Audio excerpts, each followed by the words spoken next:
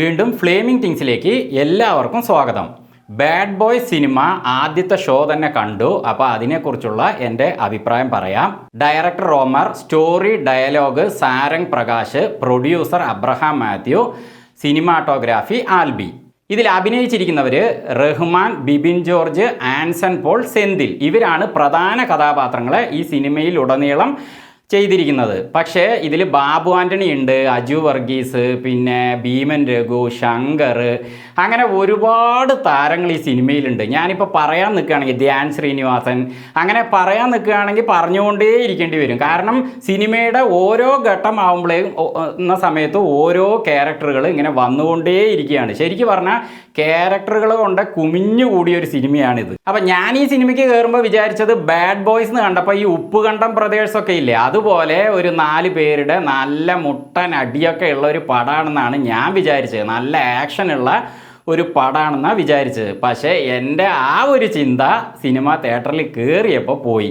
ഇതിൽ ഇവരെ ഈ 4 പേരെയും കുട്ടികളിൽ കാണിക്കുമ്പോൾ നല്ല സീരിയസ് ക്യാരക്ടറായിട്ടാണ് കാണിച്ചത്. പക്ഷേ കുട്ടികൾ വലുതായി റഹ്മാനും സെന്തിലും ബിബിൻ ജോർജും ആൻസൺ പോളും ഒക്കെ ആയി കഴിഞ്ഞപ്പോൾ അവസാനം വരെയും ഇവർ കോമഡി കൊണ്ട് നിറച്ചിരിക്കുകയാണ്.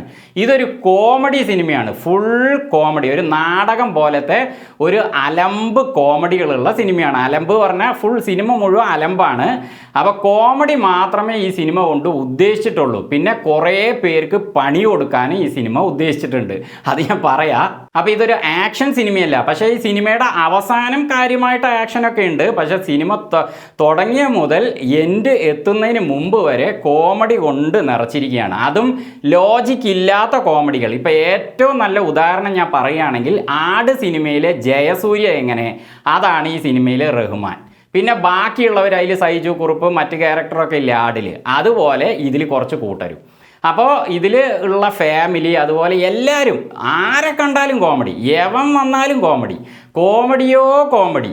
പള്ളിയിലച്ഛൻ കോമഡി, പള്ളിയിലച്ഛൻ ഗുണ്ടകളെയൊക്കെ ഗുണ്ടാപ്പണിക്കൊക്കെ ഏൽപ്പിക്കുന്ന കോമഡി അടക്കം. അതായത് ലോജിക്ക് ഇല്ലാതെ എന്തൊക്കെ ചെയ്യാൻ പറ്റുമോ അങ്ങനത്തെ കോമഡികളെ കൊണ്ട് നിറച്ച ഒരു സിനിമയാണ് ബാഡ് ബോയ്സ്. ഇതിൽ പ്രത്യേകിച്ച് പറയാനുള്ള കാര്യം ബോബി ചെമ്മണ്ണൂർ, ഹണി റോസ്, ആറാട്ടണ്ണൻ, അലൻ ജോസ് പെരേര, അശ്വന്ത് കോക്ക്, ഈ 5 പേർക്കും 8ൻ്റെ പണി കൊടുത്തിരിക്കുക ഈ സിനിമ.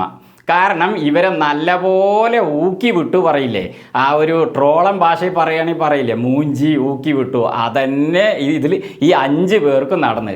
ഇതിൽ രമേശ് പിഷാരടി ഉണ്ട്, അങ്ങേര് ബോബി ചെമ്മണ്ണൂറിൻ്റെ റോളിലാണ് വരുന്നത്. അങ്ങേര് എന്തൊക്കെ യാഹൂ എന്നൊക്കെ കാണിക്കുമല്ലോ. അദ്ദേഹം ഒരു മഹാനായ വ്യക്തിയാണ് കേട്ടോ ബോബി ചെമ്മണ്ണൂർ, അത് ഞാൻ പറയാതിരിക്കാൻ വയ്യ. അദ്ദേഹം ഒരുപാട് നന്മ പ്രവർത്തികൾ ചെയ്യുന്ന ഒരു ആളാണ്. പക്ഷേ അദ്ദേഹം ഇങ്ങനത്തെ കാര്യങ്ങളും ചെയ്യാറുണ്ടല്ലോ, അത് അദ്ദേഹത്തിന് ആരും ട്രോൾ ചെയ്താലും ഒന്നും ഒരു വിഷയമില്ലല്ലോ. അപ്പോൾ അദ്ദേഹത്തെ ഇതിൽ ഒരുപാട് ട്രോൾ ചെയ്തിട്ടുണ്ട്. ആ വേഷം രമേശ് പിഷാരടി ചെയ്തിരിക്കുന്നു. പിന്നെ അതേപോലെ ഹണി റോസിനെയും ഒരു ഭാഗത്ത് ഇതിൽ 8ൻ്റെ പണി കൊടുക്കാൻ ശ്രമിച്ചിട്ടുണ്ട്. പിന്നെ അടുത്തത് ആറാട്ടണ്ണനും അലൻ ജോസ് പെരേരയും അശ്വന്ത് കോക്കും. ഞാൻ വിചാരിച്ചു ഞാനിപ്പോൾ അടുത്താണല്ലോ ഈ റിവ്യൂ പരിപാടിയുടെ ചാനൽ തുടങ്ങിയത്. ഞാനിത് പണ്ടേ തുടങ്ങി ഒരുപാട് സബ്സ്ക്രൈബേഴ്സും കാര്യങ്ങളൊക്കെ ഉള്ള ഒരു സമയമാണ് എൻ്റെ എങ്കിൽ എന്നെയും ചിലപ്പോൾ ഈ സിനിമയിൽ അഭിനയിക്കാനോ അല്ലെങ്കിൽ എനിക്ക് 8ൻ്റെ പണി തരാനോ എന്തായാലും ശ്രമിച്ചിട്ടുണ്ടാവും. ഞാൻ അത് വിചാരിച്ച് തിയേറ്ററിൽ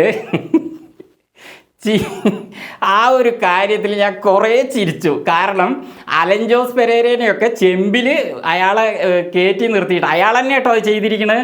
ആറാട്ടണ്ണനും ഉണ്ട്, അവർ 2 പേരും എവിടെ വിളിച്ചാലും പോവുമല്ലോ. അപ്പോൾ തങ്ങളെ കളിയാക്കുകയാണോ എന്ന് പോലും ചിന്തിക്കാതെയാണല്ലോ അവർ ചെയ്യുക.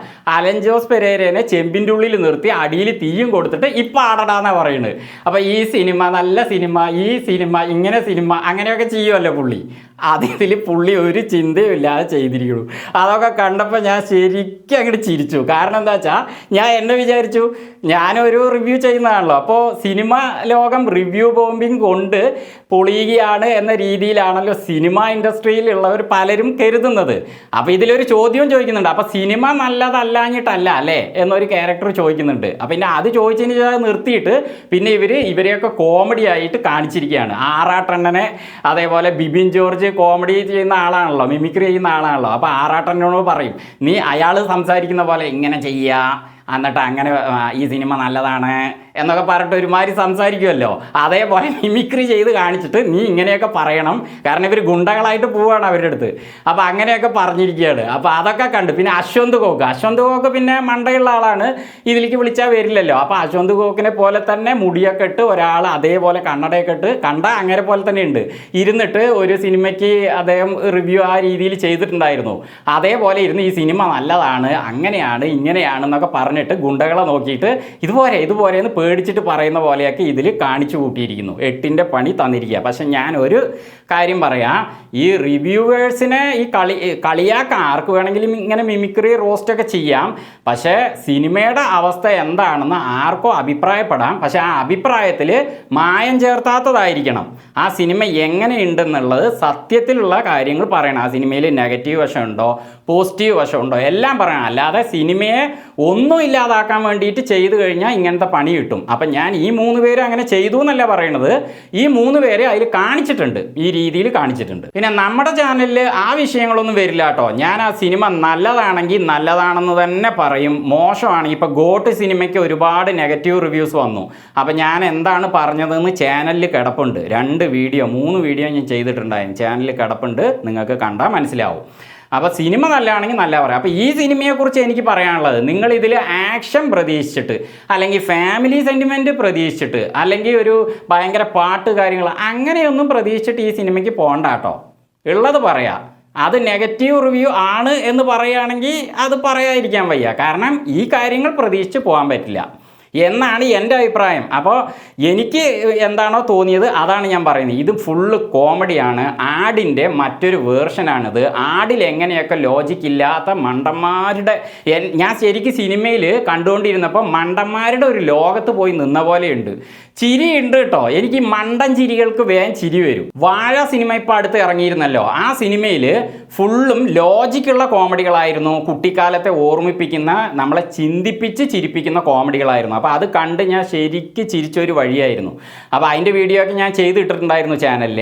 അപ്പോൾ പക്ഷേ ഈ സിനിമയിൽ അങ്ങനെയല്ല, മണ്ടൻ ചിരികളുടെ ഒരു സിനിമയാണ്. എനിക്ക് മണ്ടൻ ചിരികൾ കണ്ടാൽ ശരിക്ക് ചിരി വരും. എല്ലാ മണ്ടൻ തമാശകൾക്കും അല്ല, കുറേ മണ്ടൻ തമാശകൾക്ക് ചിരി വരും. അപ്പോൾ അങ്ങനത്തെ കുറേ മണ്ടൻ തമാശകളെ കുത്തി നിറച്ചിരിക്കുന്ന ഒരു സിനിമയാണ് ആട് സിനിമ പോലെ തന്നെ. ആദ്യം മുതൽ അവസാനം വരെയും ചിരിക്കാനുണ്ട്.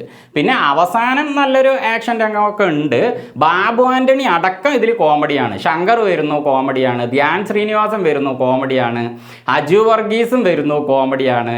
ആരെയാ പറയുക, ഷൈജു കുറുപ്പും ഹരിശ്രീ അശോകനും പള്ളിയിൽ അച്ഛനായിട്ട് നിൽക്കുന്നു, അവരും കോമഡിയാണ്.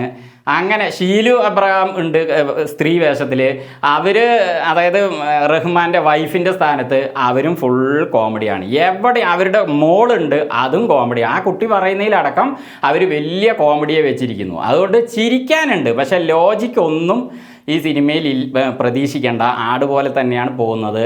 മണ്ടൻ തമാശകളുടെ ബോയ്സാണ് ഈ സിനിമ, അതാണ് എനിക്ക് പറയാനുള്ളത്. പിന്നെ ഞാൻ നേരത്തെ പറഞ്ഞ പോലെ ഫാമിലി സെൻറ്റിമെൻറ്റ്സ്, അതും അതേപോലെ നല്ല ഫുള്ള് ആക്ഷൻ, സീരിയസ് ആക്ഷൻ, അതൊന്നും പ്രതീക്ഷിച്ച് ഈ സിനിമയ്ക്ക് പോകണ്ട. നമുക്ക് കുറേ ചിരിക്കാം, അത്രയേ ഉള്ളൂ. ആട് പോലെ നമുക്ക് ചിരിക്കാം. അപ്പോൾ ബാഡ് ബോയ്സ്, കോമാളി ബോയ്സ്. വീണ്ടും മറ്റൊരു വീഡിയോയുമായി ഞങ്ങൾ വരുന്നത് വരെ ഫ്ലേമിംഗ് തിങ്സിൽ നിന്ന് ബൈ.